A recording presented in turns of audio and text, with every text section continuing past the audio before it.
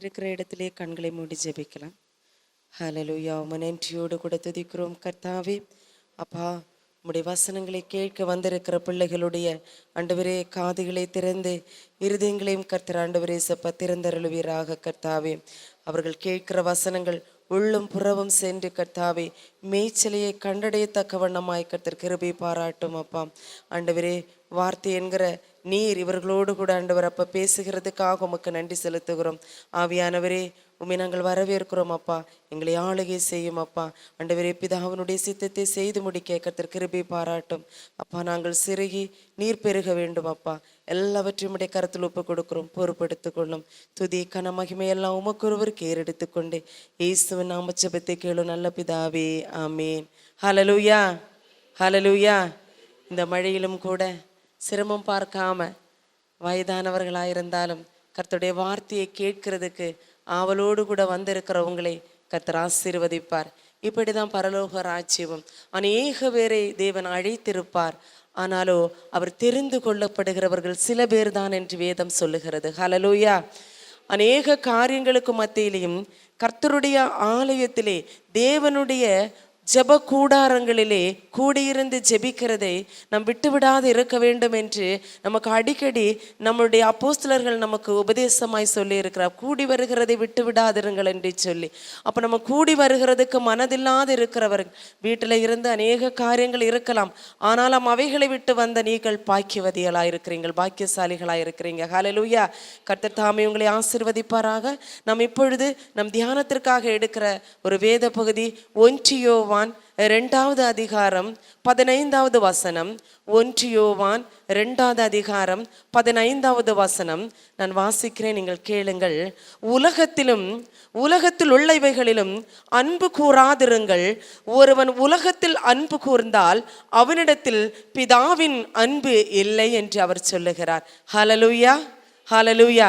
இது யோவான் பாருங்க, இயேசு கிறிஸ்து இந்த பூமியிலே வாழும் பொழுது அவருடைய மார்பிலை சாய்ந்து கொண்ட யோவான் எழுதுறார் பாருங்க, உலகத்தில் உள்ளவைகளிலும் அன்பு கூறாதிருங்கள் என்று சொல்லி. ஹல்லேலூயா, ஹல்லேலூயா. அப்பொழுது நமக்கு ஒரு கேள்வி இருக்கலாம், உலகத்தில் உள்ளவைகளை குறித்து நாங்கள் கவலைப்படுகிறதும் இல்லை, அது அன்பு கூறுகிறதும் இல்லை. உலகத்தில் இருக்கிற எதுக்காவது நம்ம அன்பு கூறுகிறோமா? மரத்தினிடத்தில் போய் நம்ம அன்பு கூறுகிறோமா? இல்லை. பூமியில போய் மண்ணினிடத்தில் நம்ம அன்பு கூறுகிறோமா? இல்லை. நம்ம இப்படிப்பட்ட காரியங்களை எப்படி நான் உலகத்தில் அன்பு கூறவே இல்லைன்னு எல்லாரும் நம்ம பேசுகிறது. எத்தனை மெசேஜ்கள் கேட்டாலும், எத்தனை வேத வார்த்தைகள் கேட்டாலும் உலகத்தில் உள்ளவைகளை நான் அன்பு கூறவில்லை என்று தான் எல்லா மனிதர்களும் சொல்லுவாங்க. நான் எங்க அன்பு கூறுகிறேன் உலகத்தில் உள்ளவைகளை? அடுத்த வசனம் சொல்லுது பாருங்க, ஏனெனில் மாம்சத்தின் இச்சையும் கண்களின் இச்சையும் ஜீவனத்தின் பெருமையுமாகிய உலகத்தில் உள்ளவைகள் எல்லாம் பிதாவினால் உண்டானவைகள் அல்ல, அவைகள் உலகத்தில் உண்டானவைகள் என்று சொல்லுகிறார். ஹல்லேலூயா. அப்ப நம்முடைய கேள்விக்கு பதில் அடுத்த வசனத்திலே அவர் கொடுத்திருக்கிறார் பாருங்க, உலகத்தில் உள்ளவைகளில் நீங்கள் அன்பு கூறாதிருங்கள் என்று அவர் சொல்றார் பாருங்க. அப்ப உலகத்தில் உள்ளவைகள் எவைகள் என்று சொன்னால் அது கீழே கொடுத்திருக்கிறது பாருங்க, ஏனெனில் மாம்சத்தின் இச்சையும் கண்களின் இச்சையும் ஜீவனத்தின் பெருமையும் என்றவர் சொல்றார் பாருங்க. அப்ப மாம்சத்தின் இச்சை என்பது நம்மிடத்தில் இருக்கிறது இல்லையா? அப்போ மாம்சத்தின் இச்சையில் நாம் அன்பு கூறுவோமாகில் நாம் தேவனிடத்தில் அன்பு கூறவில்லை என்று அவர் சொல்றாரு. நம்முடைய சரீர இச்சை என்ன? இப்போ நம்ம சொல்கிற சரீர இச்சைன்னு சொன்னால் நீங்கள் ரொம்ப ஆழமாக போக வேண்டிய தேவையே இல்லை. சரீரத்தின் இச்சை நிறைய இருக்கிறது. ஒரு புடவை எடுக்கிறதா இருந்தாலும் சரி, ஒரு ஜுவல்ஸ் நம்ம எடுக்கிறதா இருந்தாலும் சரி, ஒரு பவுடர் பூசிக்கொள்ளுகிறதா இருந்தாலும் சரி, நம்ம மேக்கப் இடுறதா இருந்தாலும் சரி, நம்மளை அலங்கரித்து கொள்ளுகிறதே ஒரு இச்சை தான். மாம்சத்தின் இச்சையாக இருக்கிறது. அது மாம்சம் விரும்புகிறது. ஐயோ, ஒரு வளையல் இருந்தால் அது பத்தாது, பக்கத்தில் இருக்கிறவங்க ஏதாவது ஒரு வளையல் போட்டுட்டு வந்தால் அதையும் நாம் விரும்புகிறோம் இல்லையா? ஒரு நல்ல பைக் இன்னொருவர் வைத்திருந்தால் நமக்கு ஒரு ஆசையாக இருக்கும் இல்லை தம்பி? அதே மாதிரி பைக் நானும் வாங்க வேண்டும். புதுதாய் மாடலாய் ஒரு பைக் இறங்கினாலே அது அந்த மாம்சம் அதை இச்சிக்கிறது அல்லவோ? தேவன் சொல்றார் பாருங்க, இங்க யோவான் அழகாக சொல்றாரு, தேவன் இதிலே விருப்பம் இல்லை என்று. தேவனுக்கு இதிலே விருப்பம் இல்லை. தேவன் இதை விரும்புகிறதில்லை. உலகத்துள்ளவைகளை நீங்கள் அன்பு கூறுகிறது தேவன் விரும்புகிறதில்லை என்று அவர் சொல்றார். தேவனிடத்தில் அன்பா இருக்கிறவர்கள் உலகத்தை விரும்புவதில்லை என்று சொல்றார். அப்ப நாம யாரை விரும்புகிறோம்? உலகத்தில் இதெல்லாம் நமக்கு ஆசை இருக்குதானே சிஸ்டர்? ஒரு புடவை எடுக்க போனா இன்னொரு புடவை எடுக்கணும்னு தோணுது தானே. ஒரு புடவை எடுக்கணும்னு தான். இப்போ கிறிஸ்மஸ் வருது இல்லை, நம்ம எல்லாரும் துணிகள் எடுக்கணும்னு நம்ம நினைக்கிறோம். ட்ரெஸ் எடுக்கணும், எல்லாருக்கும் விரும்பின மாதிரி ட்ரெஸ் எடுத்து கொடுக்கணும். நமக்கு எடுத்து கொடுக்குறோம், பிறருக்கு எடுத்து கொடுக்குறோம், அப்படிதானே? அப்போ நாமும் ஏழைகளுக்கு கொடுக்கறத விட, இப்போ நான் 1000 ரூபாய்க்கு புடவை எனக்கு எடுத்துட்டா அதே 1000 ரூபாய்க்கு ஏழைக்கு நான் எடுத்து கொடுப்பேனா? கொடுக்க மாட்டேன் இல்லை. அதுலேயே ஒரு பெருமை நமக்கு இருக்குது இல்லையா? அது எப்படி நான் உடுக்கிறது, நான் 1000 ரூபாய் கொடுத்து அவங்க உடுக்கணுமா? அந்த மாதிரி அவங்களுக்கு எடுத்து கொடுக்கணுமா? அப்படி அவங்க போடணுமா? ஒரு 100 150 200 ரூபாய்க்குள்ளால் ஒரு புடவையை வாங்கி நம்ம ஏழைகளுக்கு கொடுக்குறோம் இல்லையா? பாருங்க, அதுல கூட ஜீவனத்தின் பெருமை மேற்கொண்டிருக்கிறது நமக்கு. ஆனா தேவன் சொல்றார் பாருங்க, உலகத்தில் உள்ள இப்படிப்பட்டவைகளில் நீங்கள் அன்பு கூர்ந்தீங்கள் என்றால் தேவனிடத்தில் உங்களுக்கு அன்பு இல்லை என்று அவர் சொல்றாரு. அப்ப நம்ம இந்த கிறிஸ்மஸ் இந்த டிசம்பர் மாதத்தை நாம் பரிசுத்தப்படுத்தி கொள்ளலாமா? நாம தேவனிடத்தில் அன்பு கூறுகிறவர்களாய் நாம் மாற வேண்டும். அதுதான் அவர் விரும்புறார். அங்க பாருங்க, 4வது அதிகாரத்துல அவர் சொல்றாரு பாரு, இங்க 4வது அதிகாரத்துல 8வது வசனம் சொல்றது, அன்பில்லாதவன் தேவனை அறியான், தேவன் அன்பாகவே இருக்கிறார் என்று சொல்றாரு. அன்பில்லாதவன் தேவனை அறியான் என்று சொல்றார் பாருங்க. அப்ப இந்த உலகத்தில் உள்ளவைகளை நாம் விரும்பினோம், அதை ஆசைப்பட்டோம் என்றால், அதில் நாம் அன்பு கூர்ந்தோம் என்றால் தேவனிடத்தில் அன்பில்லை என்று அவர் சொல்றாரு. அப்ப இந்த வசனம் 4வது அதிகாரத்தில் அவர் என்ன சொல்றாருன்னா, அன்பில்லாதவன் தேவனை அறியான் என்று சொல்லி. அப்ப தேவனை அறியாமலா நம்ம தேவாலயத்துல வந்திருக்கிறோம்? தேவனை அறியாமலா நம்ம விட்டு கொடுக்க மாட்டோம்ல. நன்றாய் நம்ம பேச ஆரம்பிப்போம். அது எப்படி தேவனிடத்தில் அன்பில்லைன்னு சொல்லுவீங்க சிஸ்டர்? ஒரு ட்ரெஸ்ல நான் அன்பு கூறினா நான் தேவனிடத்தில் அன்பு இல்லையா? நான் சொல்லலைங்க, வேதம் சொல்லுது. இந்த 4 பேர் 5 பேர் கூடியிருக்கிற இந்த கூட்டத்துல உங்களுக்கு அவர் விசேஷித விதமாக உங்களுக்கு இதை சொல்றாரு பாருங்க. உலகத்தில் இருக்கிற இந்த பொருட்கள் மேல உங்களுக்கு அன்பு இருந்துச்சுன்னா தேவன் பேர் உங்களுக்கு அன்பு இல்லைன்னு அவர் சொல்றாரு. இது அன்பில்லாததா இருக்க வேண்டும். இந்த உலகத்தில் இருக்கிறதை நாம் வெறுக்க வேண்டும் என்று அவர் சொல்றார். அதுக்கு தேவையுள்ளவைகளை நீங்கள் பெற்றுக்கொள்ளுங்கள். அவர் சொல்றாரு, உங்களுக்கு இதெல்லாம் தேவைன்னு அவர் சொல்றாரு. முதலாவது தேவனுடைய ராஜ்யத்தையும் நீதியை நீங்கள் தேடுங்கள், அதோடு கூட எல்லாவற்றையும் கூட கொடுக்கப்படும் என்று அவர் சொல்றாரு. நாளைக்கு நீ சாப்பிட போடுகிற உணவுக்காகவோ நீ உடுக்கிற உடைக்காகவோ நீ கவலைப்பட வேண்டாம் என்று வேதம் சொல்லுகிறது இல்லையா? ஹல்லேலூயா. வேதம் சொல்லுகிறதா இல்லையா? கர்த்தர் என்ன சொல்றாரு? நீ உன்னுடைய சாப்பாடுக்காக, நீ சாப்பிட போகிற சாப்பாடுக்காகவோ நீ உடுக்க போகிற உடைக்காகவோ நீ இருக்க போகிற வீடுக்காகவோ எதை குறித்து நீ கவலைப்பட வேண்டாம், நீ கவலைப்படவே வேண்டாம், கர்த்தர் அவைகளை உனக்கு பார்த்து கொள்வார் என்று அவர் சொல்றாரு. அப்ப தேவன் சொல்றாரு, உலகத்தில் இருக்கிறவைகளில் அன்பு கூற வேண்டாம் என்று சொல்லி. ஆனா நம்ம அப்படி இருக்க நம்முடைய மனது அதுக்கு ஒத்துக்கொள்ளுமா? எனக்கு அருமையான தேவனுடைய ஜனமே, உங்களிடத்துல ஒன்று நான் சொல்லிக் கொள்ளுகிறேன். இந்த இரவு வேளையிலே கர்த்தர் சொல்லுகிறார், உலகத்தில் இருக்கிறவைகளிலே நீ அன்பு கூர்ந்தாய் என்றால் தேவனிடத்தில் நீ அன்பு கூறவில்லை என்பதுதான் உண்மை என்பதை. இதுதான் சத்தியம், இதுதான் உண்மை என்று அவர் சொல்றார். ஆம், நாம் ஒத்துக்கொள்ளுகிறதில்லை. நாம் பரலோக ராஜ்யத்துக்கு போகலாம், தேவாலயத்தில் கடந்து சென்றால் நாம் பரலோக ராஜ்யத்தில் சென்று விடலாம், தேவனுடைய வார்த்தைகளை நாம் கேட்டால் பரலோக ராஜ்யத்தில் சென்று விடலாம், நாம் வேத வசனத்தை வாசித்தால் நாம் தேவனிடத்தில் அன்பு கூறுகிறோம் என்று சொல்லுகிறோம், நாம் ஜெபித்தால் தேவனிடத்தில் அன்பு கூறுகிறோம் என்று சொல்லுகிறோம். எதற்காக நாம் ஜெபிக்கிறோம்? நீங்க நன்றால் யோசித்து பாருங்க. நம்முடைய தேவைகளுக்கு தானே ஜெபிக்கிறோம். என்றைக்காவது பரலோக ராஜ்யத்தில் வீற்றிருக்கிற பிதாவுடைய சித்தம் என்னதென்று அறிந்து நாம் ஜெபம் பண்ணி இருக்கிறோமா? இயேசு கிறிஸ்து எதற்காக உலகத்தில் வந்தார் என்று நாம் ஜெபிச்சிருக்கிறோமா? அதெல்லாம் நம்முடைய சிந்தனைக்கு அப்பாற்பட்டதா இருக்கிறது. ஆனா உங்களுக்கு கர்த்தர் சொல்றார், தேவனிடத்தில் அன்பாயிருங்கள் என்று அவர் சொல்றார். தேவன் அன்பாயிருக்கிறார். உலகத்தை வெறுத்தால் தான் நீ தேவனிடத்தில் அன்பாயிருக்க முடியும் என்று சொல்றாரு. இந்த பொருளாசையை நீ வெறுத்தாதான் தேவனிடத்தில் அன்பாயிருக்க முடியும் என்று சொல்றார். உன்னுடைய இந்த மாம்ச இச்சையை நீ வெறுத்தால் தான் தேவனிடத்தில் அன்பாயிருக்க முடியும் என்று அவர் சொல்றாரு. கண்களின் இச்சையாயிருக்கிறதை நீ வெறுத்தாதான் நீ தேவனிடத்தில் அன்பாயிருக்க முடியும் என்று வேதம் நமக்கு கற்றுக் கொடுக்கிறது. ஆனால் இவைகள் எல்லாவற்றையும் நாம் புறம்பாக தள்ளிவிட்டு எல்லா ஞாயிற்றுக்கிழமையும் நம் ஆலயத்துக்கு வருகிறோம். எல்லா ஞாயிற்றுக்கிழமையும் தவறாமல் நம் வந்து மெசேஜை நாம் கேட்கிறோம். இந்த அறிவுரைகளை, நம் உபதேசங்களை எல்லாவற்றையும் நாம் கேட்கிறோம். இங்கே இருந்து கொண்டு பாஸ்டர் நமக்கு அழகாக நமக்கு போதிக்கிறார், இப்படிப்பட்ட காரியங்களை அழகாக எடுத்துரைக்கிறார்.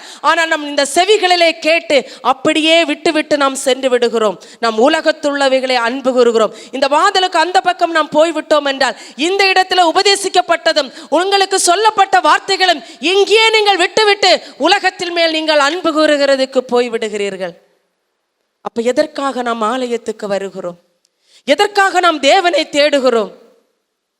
எதை பெற்றுக்கொள்ளுகிறதுக்கு நாம் தேவனை தேடுகிறோம்? எதை பெற்றுக்கொள்ளுகிறதுக்கு நாம் ஜெபிக்கிறோம்? எதை நாம் வந்து நம்முடைய வாழ்க்கையில எது கிடைக்க வேண்டும் என்று சொல்லி நாம் ஜெபிக்கிறோம்? நித்திய ஜீவனை கொடுப்பேன் என்று சொல்லி அவர் உங்களுக்கு வாக்களித்து இருக்கிறார். பாருங்க, அந்த 2வது அதிகாரத்திலே நீங்கள் 25வது வசனத்தை நீங்கள் வாசித்து பார்த்தீர்களா?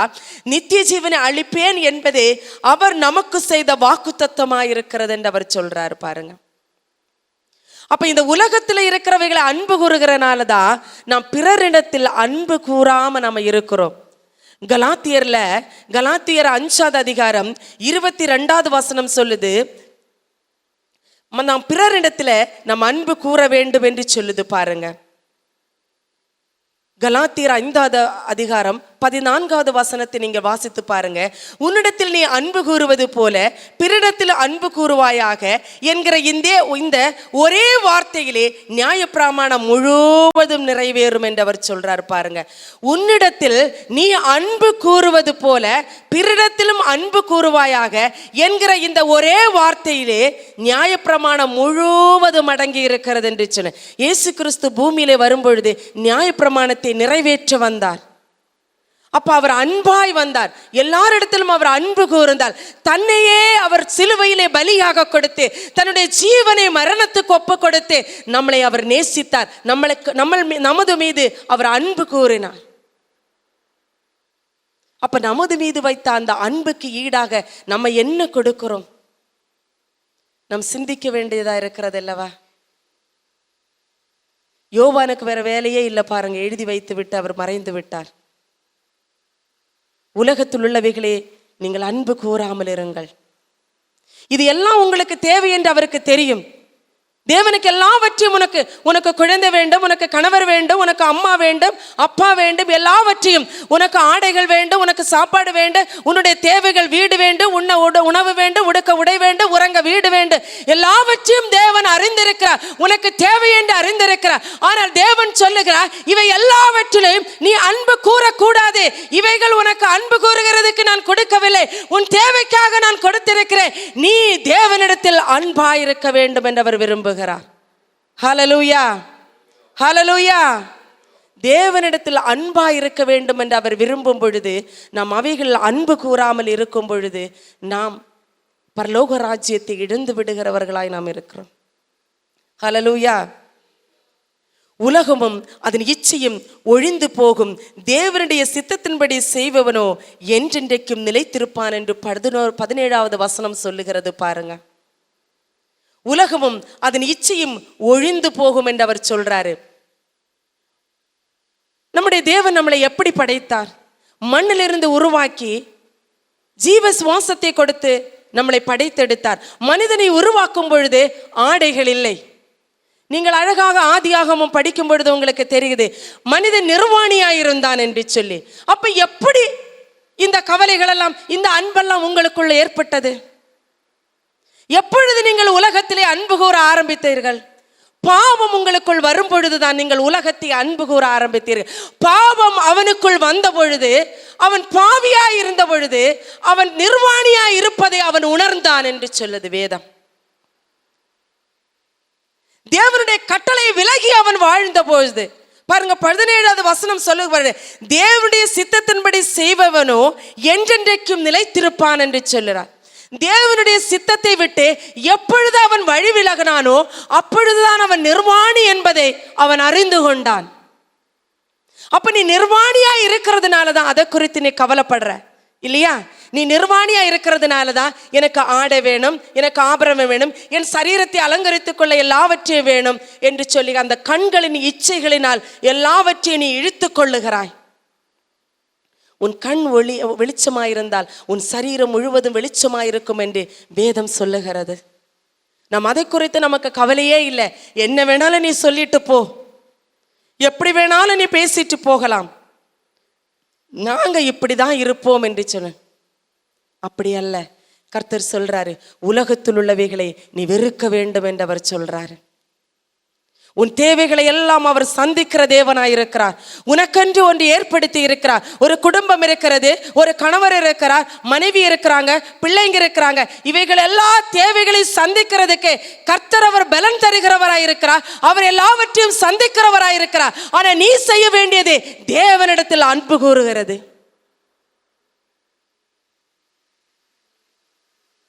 இந்த உலகத்தில் உள்ள எல்லாவற்றையும் நீ அன்பு கூர்ந்து நான் தேவனிடத்தில் அன்பாயிருக்கிறேன் என்று சொன்னால் நீ பொய் சொல்லுகிறாய் என்று வேதம் சொல்லுகிறது.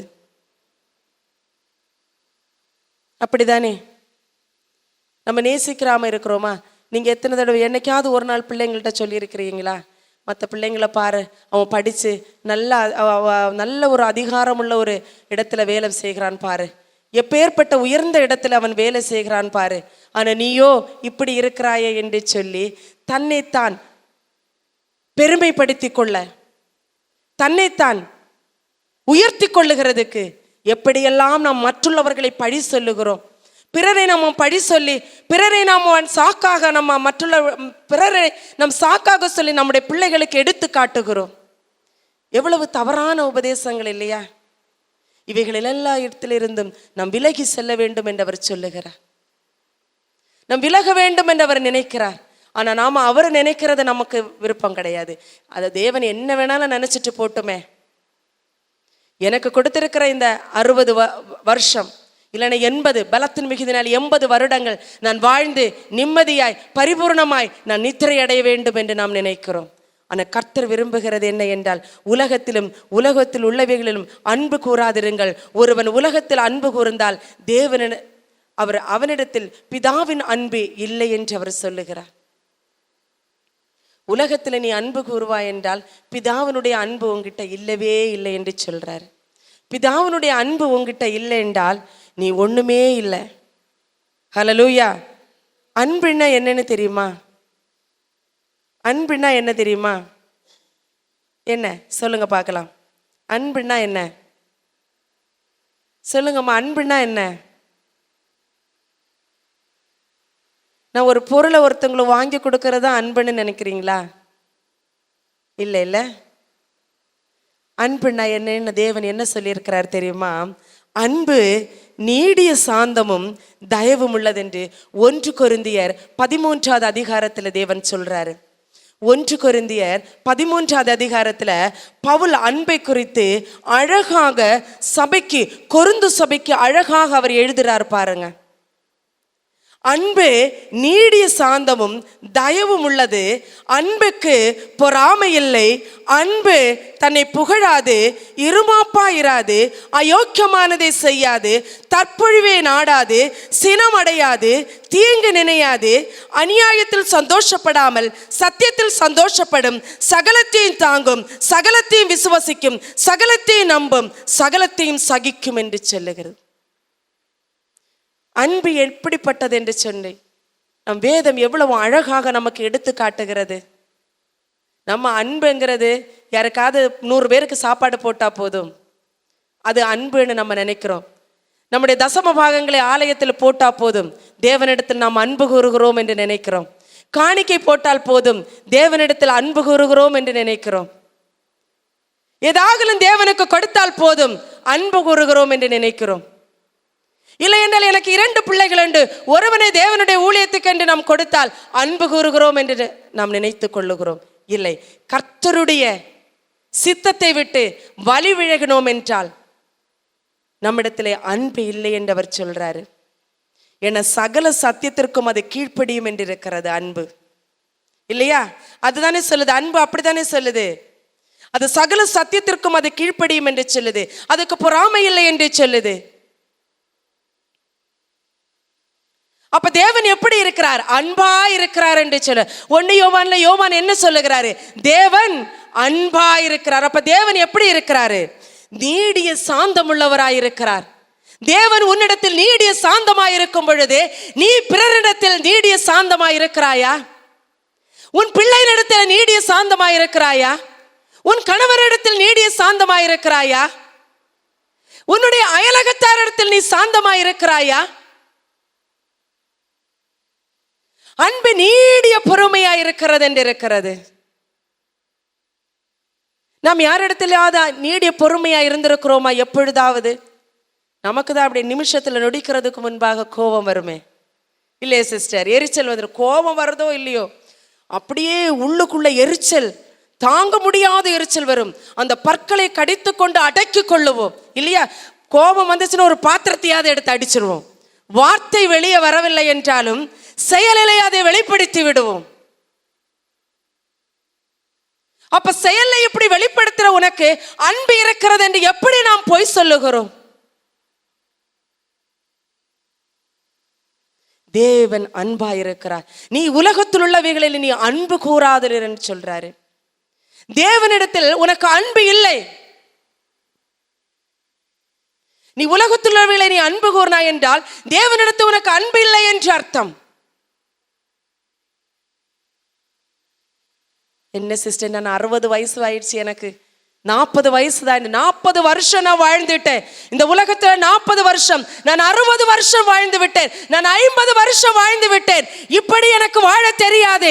உலகம் எனக்கு என்ன சொல்லிக் கொடுத்ததோ அப்படிதான் நான் வாழ்கிறேன். உலகம் சொல்லிக் கொடுத்தது நீ வாழ்கிறாய் என்றால் அப்புறம் எதற்காக நீ ஞானஸ்தானம் எடுத்தாய்? எதற்காக அபிஷேகம் பண்ணப்பட்டாய்? எதற்காக சபையில உன்னை கூடி வர செய்தார்? எதற்காக நீ ஐக்கியங்களிலே நீ கலந்து கொள்ளுகிறாய்? உலகத்துள்ளவைகளை நீ அன்பு கூறுவாயாக. அப்படியே உலகத்திற்காகவே நீ ஓடுகிறாய் என்றால் உலகத்தில் இருக்கும் பொழுது உலகத்தில் உள்ளவர்களை அன்பு கூறாமல் நான் எப்படி இருப்பது? அதுதானே உன்னுடைய கேள்வி. எல்லாரும் அப்படித்தானே இருக்கிறாங்க சிஸ்டர், எல்லாரும் அப்படித்தானே வாழ்கிறார்கள் என்று சொல்லி, எல்லாரும் அப்படித்தான் வாழ்கிறார்கள் என்று சொன்னால் அவர்களுக்கு நித்திய ஜீவன் இல்லை. நீ நித்திய ஜீவனுக்காக வந்திருக்கிறாய். அப்படி இருக்கும் பொழுது வேதத்தில் சொல்லப்படுகிற கர்த்தருடைய ஒவ்வொரு வார்த்தைகளுக்கும், ஒவ்வொரு சட்டதிட்டங்களுக்கும், ஒவ்வொரு நியாய பிரமாணங்களுக்கும் நீ கீழ்ப்படிந்துதான் இருக்க வேண்டும். உலகத்தில் அன்பு கூறுகிறதுக்கு உன்னை தேவன் அழைக்கவில்லை.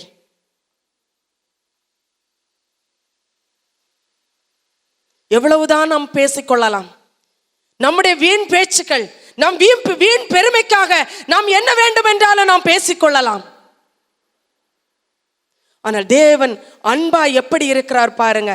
அவர் நீடிய பொறுமை நம்மிடத்தில் இருக்கும் பொழுது நம்மோடு கூட இருக்கிறவர்களிடத்தில் நம்மளால அன்பு கூற முடியல, நீடிய பொறுமையா இருக்க முடியல. பாருங்க, உன்னிடத்தில் நீ அன்பு கூறுவது போல பிறரிடத்திலும் நீ அன்பு கூறுவாயாக என்று கலாத்தியருக்கு பவுல் எழுதுறாரு. கலாத்திய சபையே, நீ உன்னிடத்தில் அன்பு கூறுகிறாய் அல்லவோ? நீ உன்னை நேசிக்கிறது போல பிறனை நீ நேசிக்கிறாயா? எல்லா வருடந்தோறும் கிறிஸ்துமஸை நீங்கள் ஆசரிக்கிறீர்கள் அல்லவோ? அவருடைய பிறந்த நாளை நீங்கள் கொண்டாடுகிறீர்கள் அல்லவோ? அவருடைய பிறந்த நாளை கொண்டாடுகிறது தான் அவருடைய விருப்பமா? அவர் என்றைக்கு பிறந்தார் என்று சட்டத்திலே தெளிவான ஒரு எழுத்து இல்லை.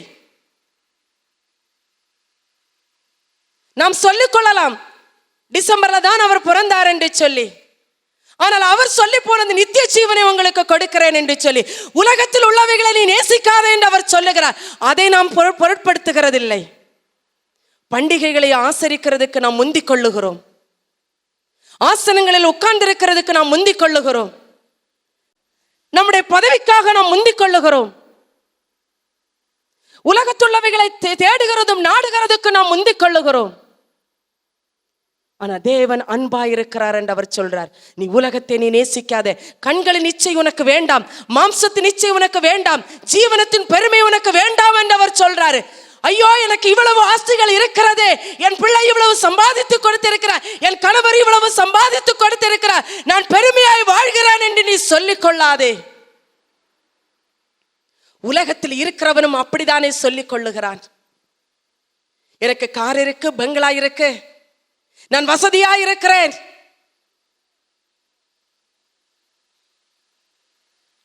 அவர்களுக்கும் உங்களுக்கும் என்ன வித்தியாசம்?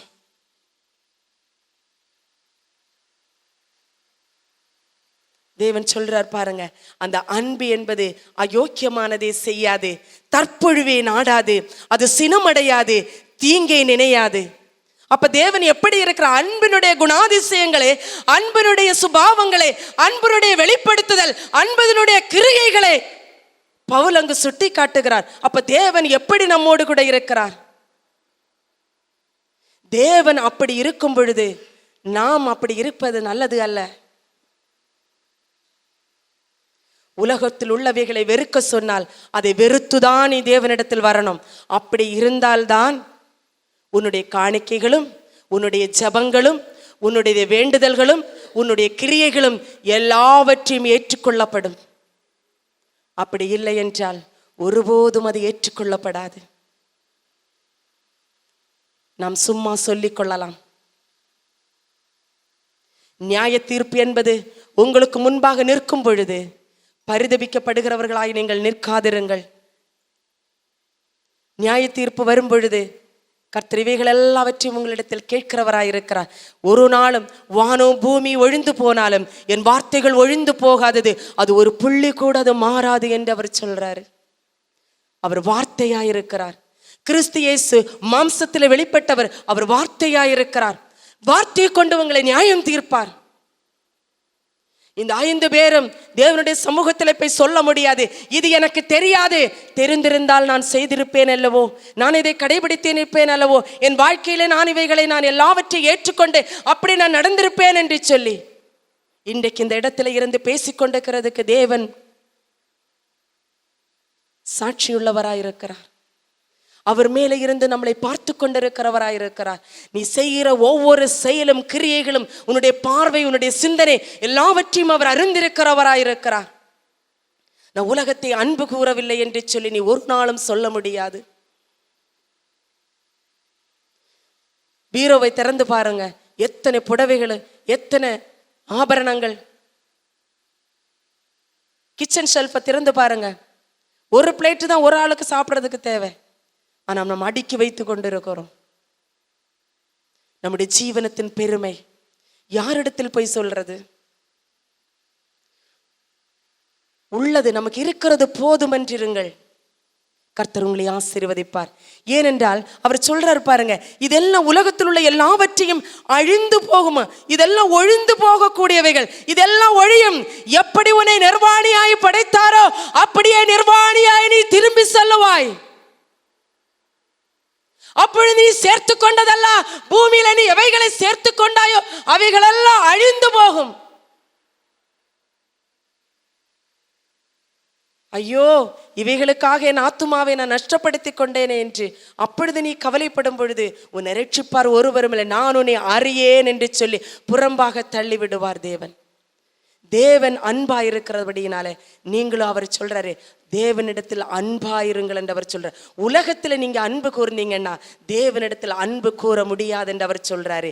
என்ன உலகத்துல நீ அன்பு கூறுகிறாய் என்றால் மாம்சத்தின் இச்சைகளும், கண்களின் இச்சைகளும், ஜீவனத்தின் பெருமைகளும் தான் உலகத்தில் நீ அன்பு கூறக்கூடியவைகளாயிருக்கிறது. இவைகளெல்லாம் நீ வெறுத்து விட்டாய் என்றால் தேவனிடத்தில் நீ அன்பு கூறுகிறாய். வெறுத்தால் மட்டும் போதாது, அது கிரியையிலே நீ நடப்பிக்கிறவளாய் இருக்க வேண்டும். சொல்றார் பாருங்க, 1 யோவான் 3:18 அவர் சொல்றாரு, என் பிள்ளைகளே, வசனத்தினாலும் நாவினாலும் அல்ல, கிரியையினாலும் உண்மையினாலும் அன்பு கூற கடவோம். எவ்வளவு அழகாக சொல்றாரு பாருங்க. என் பிள்ளைகளே, வசனத்தினாலும் நாவினாலும் அல்ல. நான் இங்க இருந்து கொண்டு வசனத்தை சொல்லி நாவினால் உங்களுக்கு அறிக்கை இடுகிறதுனால அல்ல, கிரியினாலோ உண்மையினாலோ அன்பு கூற கடவோ. கிரியை வேணுங்க, சும்மா வெறுத்துட்டா மட்டும் போதாது. அது நம்முடைய வாழ்க்கையில, நடைமுறை வாழ்க்கையில கிரியைகளினால் அதை வெளிக்காட்ட வேண்டும் என்று அவர் சொல்றாரு. எத்தனை பேரை நம்ம மீன் வாங்க போற இடத்துல கூட கையை நீட்டி இருப்பாங்க, அம்மா பசிக்குதுன்னு சொல்லி. ரயில்வே ஸ்டேஷன்ல போகும்போது எத்தனை பேர் கை நீட்டி இருப்பாங்க. எத்தனை பேரை நீங்க உதாசீனப்படுத்திட்டு வந்திருப்பீங்க. கிரியையில காட்டுங்கள் என்று அவர் சொல்றாரு.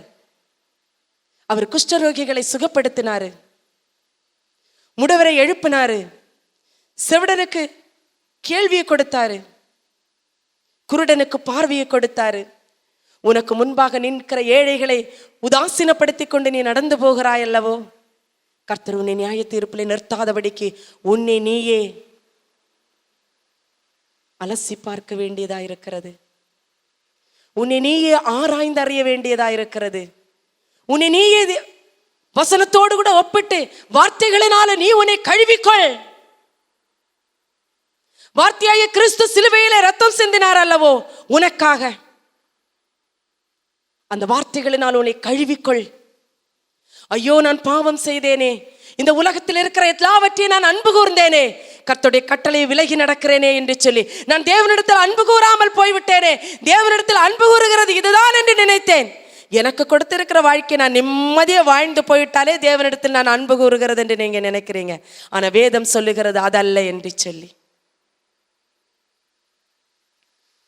உன் ஜீவனத்தின் பெருமைகளையும் உன் மாம்சத்தின் இச்சைகளையும் உன் கண்களின் இச்சைகளையும் நீ உதறி தள்ளிவிட்டு அதை வெறுத்து விட்டு இலக்கை நோக்கி நீ உன்னை அழைத்த நோக்கத்தை நோக்கி நீ ஓடுவாயாக. தேவனுடைய அன்பை நீ பெற்றுக்கொள்ளுவாய். தேவன் உன்னிடத்தில் அன்பாயிருக்கிறார். அதுபோல நீ தேவனிடத்திலும் அன்பாயிருக்கிறதுக்கு கர்த்தர் உங்களுக்கு உதவி செய்வாராக. இந்த வார்த்தைகளினாலே கர்த்தர் உங்களுடைய வாழ்க்கைகளை கட்டி எழுப்புவாராக. நம் கண்களை மூடி ஜெபிப்போமா?